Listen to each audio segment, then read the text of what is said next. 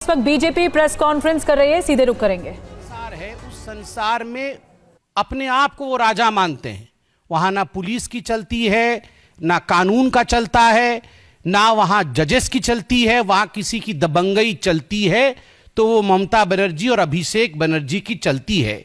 तो उसी diamond harbour के सब डिविजनल कोर्ट के तमाम जो जुडिशियल अधिकारी है, उन्होंने 8 सितंबर 2024 अर्थात इसी रविवार को घटित हुए एक घटना के विवरण को चिट्ठी और पत्राचार के रूप में सब डिविजनल कोर्ट को लिखा है और बाद में 24 परगना के सब डिविजनल कोर्ट के अधिकारी ने, जुडिशियल ऑफिशियल ने उसी पत्र को अपने कमेंट्स के साथ हाई कोर्ट के रजिस्ट्रार के पास, एक बहुत, मैं तो कहूंगा हिंदुस्तान के जुडिशियल इतिहास में ऐसा बहुत कम हुआ होगा कि इस प्रकार का कंप्लेंट राज्य सरकार के खिलाफ की गई है।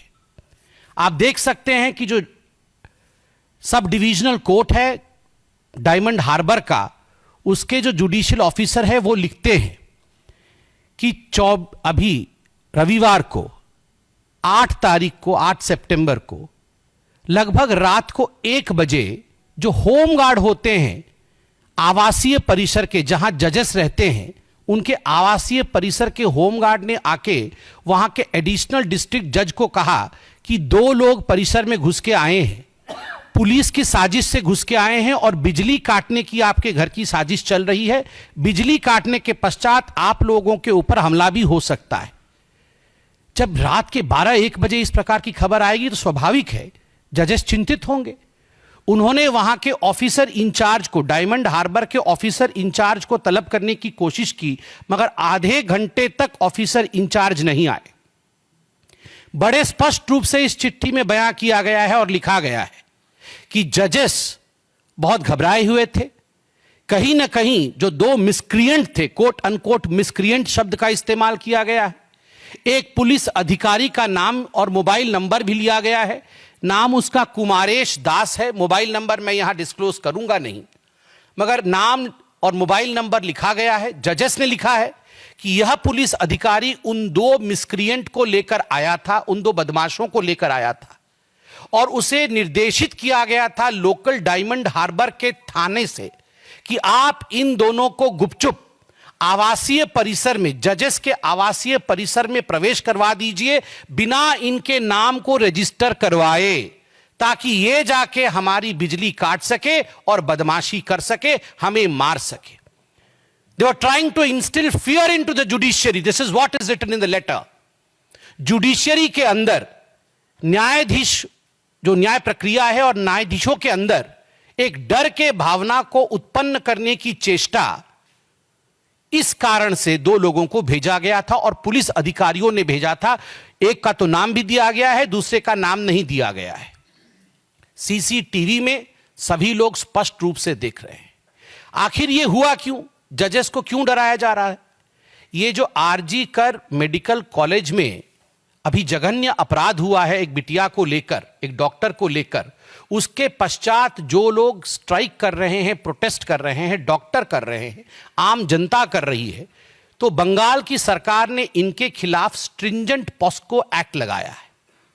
पहले ये ड्रग के ऊपर एनडीपीएल का केस लगाते थे, कोर्ट ने एनडीपीएल का केस बंद कर दिया है कि आप जितना ड्रग नहीं है बंगाल में उससे अधिक तो आपने एनडीपीएल के केस लगा दिए, तो अब ये पॉस्को का केस लगा देते हैं।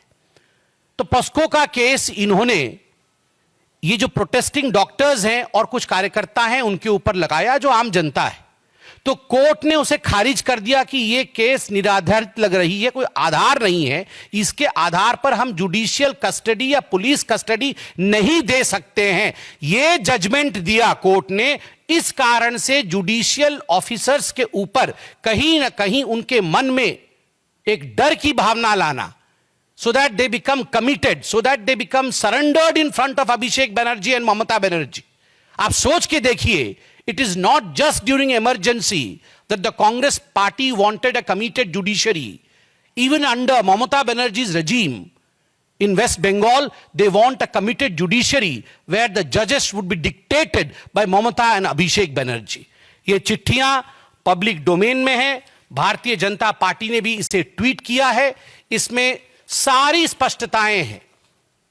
स्वाभाविक रूप से यह विषय अब हाईकोर्ट के रजिस्ट्रार के पास गया है।